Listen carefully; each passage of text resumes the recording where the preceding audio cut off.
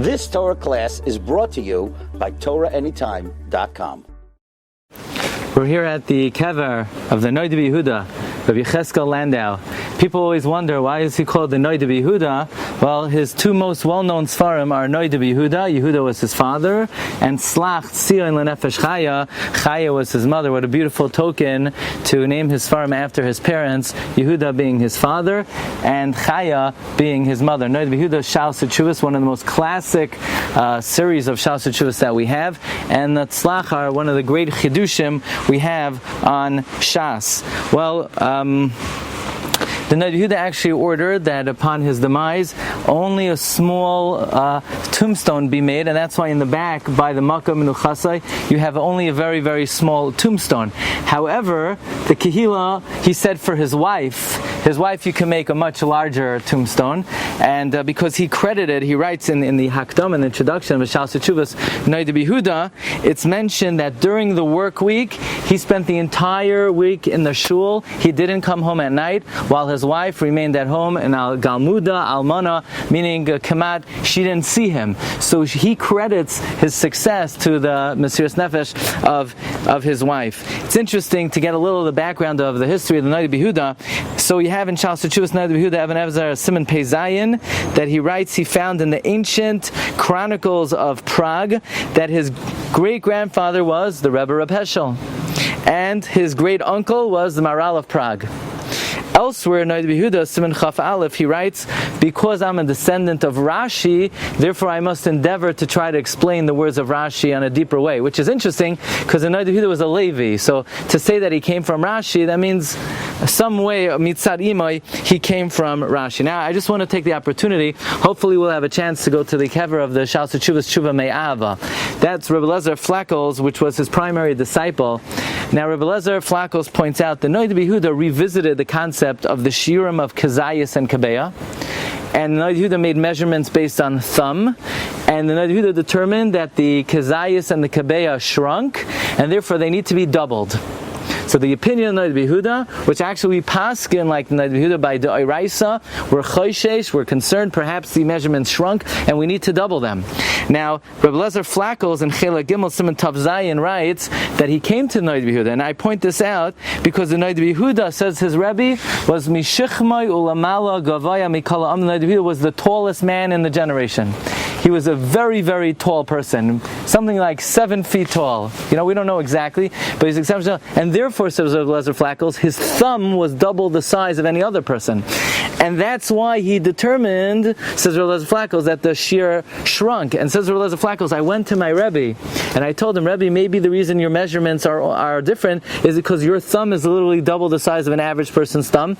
And Rabbi Lezer Flackles writes, yes, the Noda Yehuda nodded his head and smiled. However, the Chazon Ish writes that this is all pitpute mili ba'alma, that the Noda Yehuda did not agree to this accusation. The Noda Yehuda certainly measured it by the average person's thumb. He didn't measure by his own thumb, and therefore we need to take the Noda Yehuda's measurement very seriously. Now, Noda Yehuda was a very handsome person. In the Divrei Yedidah, sort of an introduction of Shal Sechuvas Noda Yehuda, it's written that you could tell from the appearance, the royal, regal, handsome appearance of Noda Yehuda, that he was an exceptional Ish Elikim. Just to say a famous Dvar Torah that the Noda Yehuda mentioned, but this is a Dvar Torah the Noda Yehuda said when he was 12 years old. There was a story where there was two brothers that got into a very bitter disagreement, and one brother said, finally, he swears, I'm never going to look at you again. And unfortunately, the brother who he swore not to see again died. And at his shiva, he was, the living brother felt so bad that he felt he needs to go ask mechila of this brother that he swore, I'm not going to see again. But he made a shvua, he made an oath. So Noda Yehuda spoke up at 12 years old and he said, seeing someone in their demise is not called seeing them, and the proof being, Moshe Rabbeinu tells Paroi, we will never again see the Egyptians. And yet, after Kriyas Yamsuf, Vayar Yisrael es Mitzrayim meis al Sfas Hayam, we saw them dead. From here, says Noda Yehuda, at only 12 years old, we derive that at seeing someone in their demise is not considered seeing them.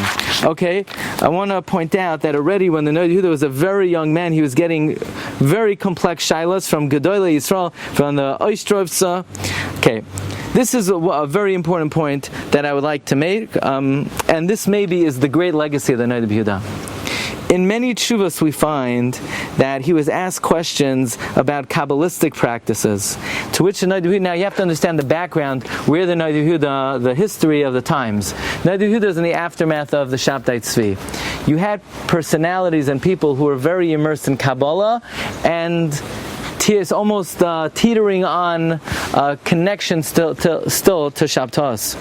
And the Noda B'Yehuda's policy was, he would say, "V'ha'emes," I'm quote from Noda B'Yehuda, "Tinyana Archaim Sim Koftes, Ein li Esek ben Estaros." I don't get involved in the secrets of the Torah.